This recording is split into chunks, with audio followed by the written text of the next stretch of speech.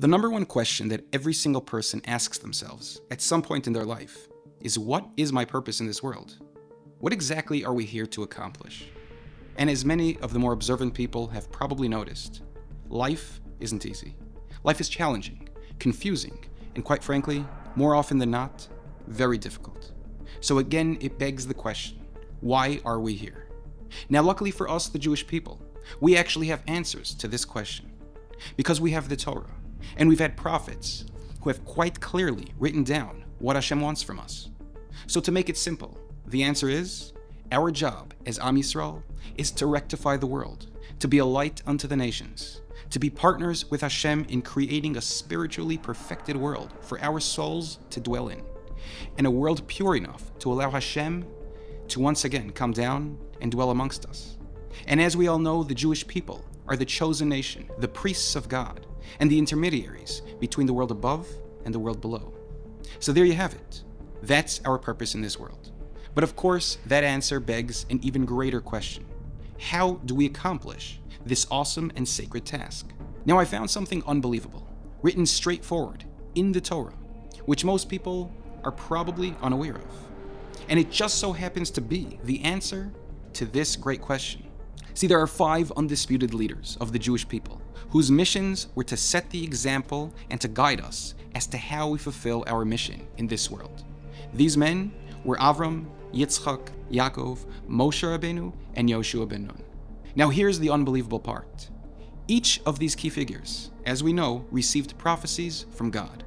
But what many people don't notice is that each one of their very first prophecies were the same.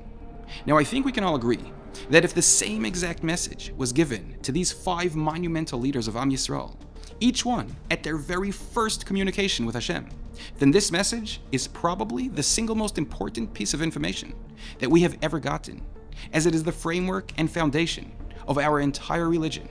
And once again, this message just so happens to be the answer to our question of how to fulfill our sacred mission as the children of Hashem. So what exactly did Hashem tell them? It's very simple. Go to Eretz Yisrael, and there you will serve me, and I will make you a great nation, and the world will be blessed through you. Now, just in case you don't believe me or you think I'm exaggerating, I will read each one of these psukim for you in English. First communication to Avram. Go from your homeland to the land that I will show you, and I will make you a great nation, and you shall be a blessing, and all the people of the world will be blessed through you. Next is the first, and actually the only communication to Yitzchak Avinu. Hashem said, stay and live in this land, and I will be with you, and I will bless you, and I will give this land to your children, and I will increase your children, and all the people of the world will be blessed through your children. Next is the first communication to Yaakov Avinu. Hashem said, this land that you are on, I will give your children, and I will increase them, and all the people of the world will be blessed through you and your children. Next is the first communication to Moshe Rabbeinu. Hashem says, I have come down to take the Jews out of Egypt, to bring them to the good and spacious land, which flows with milk and honey. And last is the very first communication to Yoshua ben Nun, the very first psukim of Sefer Yoshua, where Yoshua is about to lead Klal Yisroel in war to take over the land of Eretz Yisrael. Hashem says to him, prepare to cross the Jordan with all of the nation into the land that I am giving Bnei Yisrael. Now, it's also very important to note what Hashem says next to Yoshua ben Nun. Hashem says to him 3 times the words chazak ve'ematz, be strong and courageous. Because as we've seen throughout all of history, and as we see oh so clearly today, that getting Am Yisrael into Eretz Yisrael is the single hardest task to pull off. A second thing to note is in the very first conversation that Hashem is having with Yoshua ben Nun, as they're about to enter Eretz Yisrael. Hashem says, be strong and courageous to fulfill the whole Torah that I commanded Moshe Rabbeinu. Now that's a weird thing to say. The Jews just spent 40 years in the desert with Moshe Rabbeinu.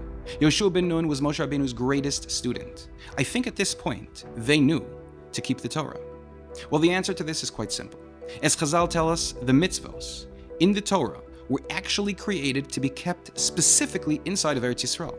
Anywhere outside of Eretz Yisrael is basically just practice.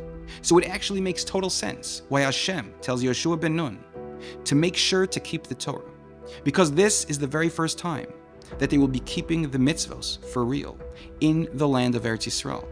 So now to go back and sum up our original question and answer. Our job and our purpose in this world is to fix it, to elevate it, to rectify it. And how do we do that? By performing all of the mitzvos in the Torah in Eretz Yisrael. Because performing mitzvos outside of Eretz Yisrael is amazing, and it allows us to build a beautiful connection with HaKadosh Baruch Hu. But it does not allow us to rectify and elevate the world. To fulfill our ultimate mission and destiny, we must perform the mitzvos of the Torah in the designated land of Eretz Yisrael. That is why the very first prophecy to Avram, Yitzchak, Yaakov, Moshe Rabbeinu, and Yoshua ben Nun wasn't about the Torah itself or any particular mitzvos within it, but rather was about one thing and one thing only: Eretz Yisroel. Only once we are here in the Holy Land does the mitzvos and our avoda serve their full purpose and allow us to rectify the world, to bring the geula, and to create a resting place for our Father in heaven. May His great and holy name be blessed forever and ever. Chazak ve'ematz. We must be strong and courageous to fulfill our ultimate destiny.